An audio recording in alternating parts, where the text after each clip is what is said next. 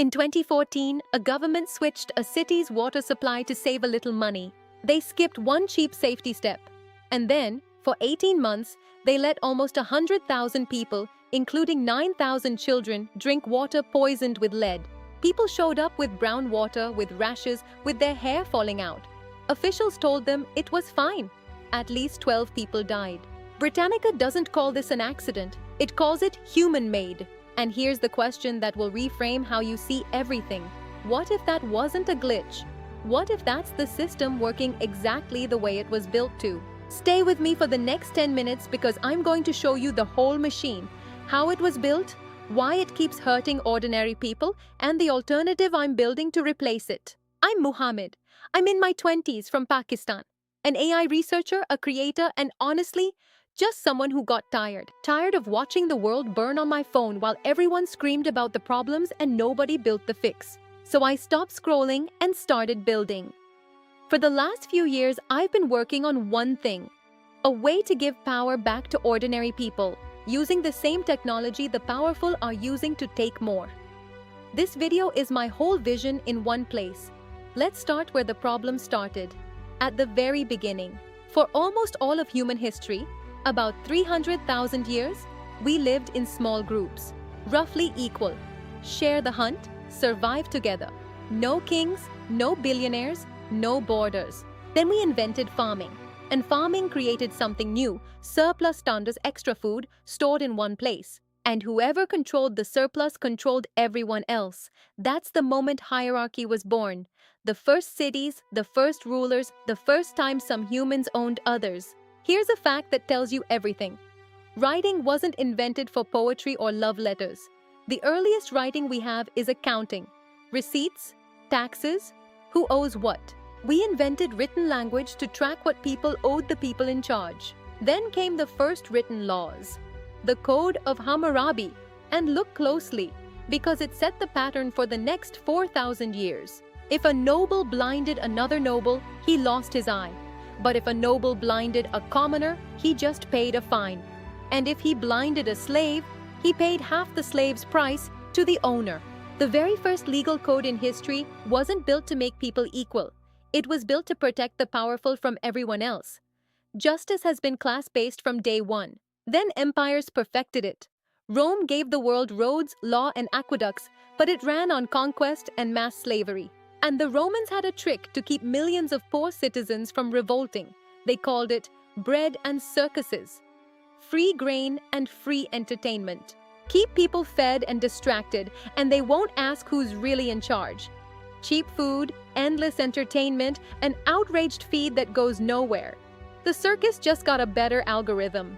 Then came the colonial machine. A few European powers took over half the planet, not just with guns, but with strategy. Divide and rule, split people by race, religion, and borders so they'd fight each other instead of the empire. Train local elites to govern their own people for you. And build schools designed to produce obedient clerks. Workers to run the paperwork, not thinkers to challenge it. The colonizers eventually left. But they left the borders, the systems, and the divisions running on autopilot. After 2 world wars, the winners built the modern order. The UN, the IMF, the World Bank, the dollar as the world's money. On paper, peace and progress. In practice, control locked into a few hands. To this day, one veto on the UN Security Council can freeze the entire planet's decision. And the real weapon stopped being armies. It became money, debt, sanctions, and currency, used to keep nations dependent. So that's the machine. Now look at what it produces. Today, inequality.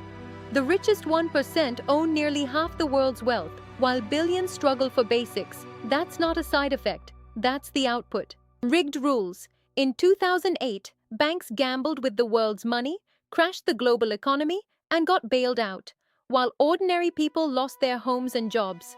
Heads they win, tails you lose. Power above the law. This January, a superpower pulled the sitting president of Venezuela out of his own country and flew him to a foreign jail. In February, it struck Iran. Thousands of civilians died while staying safe an ocean away, and they don't even hide it.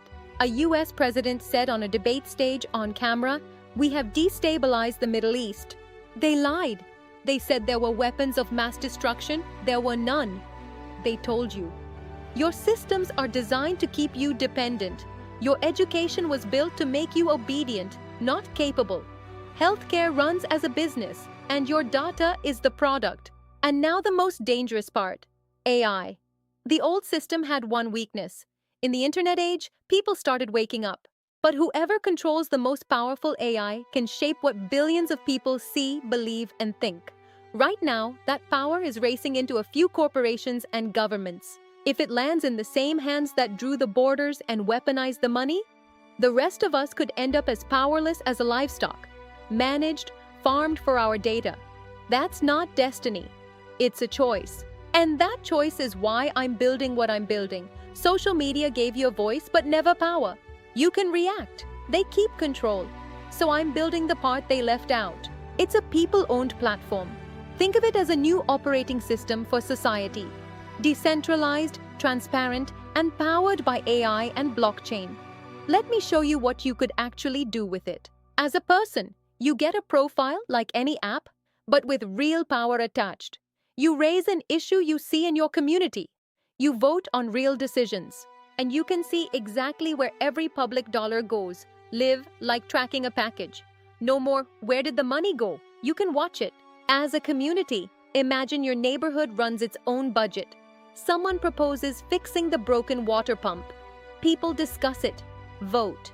The moment it passes, the funds release and the transaction is written to a public ledger that cannot be secretly altered or stolen. If a leader tries something corrupt, the community can vote to veto it. Corruption needs darkness. This removes the darkness. The same platform connects you to work, to services, to people solving the same problems across the world. Communities fund each other's projects directly. Someone in Canada can fund a clean water project in Kenya and watch it get built. And here's my favorite part. Humanity spends billions of hours a week playing video games. We turn real scientific challenges, clean energy, medicine, space, into a game. 2 billion gamers become 2 billion problem solvers, discovering things in months that labs take years to find. And the AI? It works for you. It summarizes complex proposals so you don't need a law degree to vote. It fact-checks claims in real time. It never decides for you. It just makes sure you decide with the truth in front of you. AI as a public utility, not a private weapon. So we're standing at a fork, and there are only two ways this goes. Path 1, we do nothing. The same few hands get the final tool, AI, and the cage closes for good. Total control, no accountability, and you spend your life as a managed data source, permanent. Path 2, we build this. Power flows back to people, every dollar visible, every voice counted, communities solving their own problems together. Not a perfect utopia, a fair, transparent, upgradable one. The system was built by humans, which means it can be rebuilt by humans. The only question is which humans, them or us. I'm not telling you I have all the answers. I don't. I'm telling you the work has started and it doesn't finish without you. So if something in you just woke up, comment, build below. Subscribe because I'm documenting this entire journey, every step, every win, every failure. And share this with the one person who keeps saying nothing can change. Because every single time history actually changed, it was changed by people who refused to believe that. The old system is crashing. Let's build the new one. See you in the next one.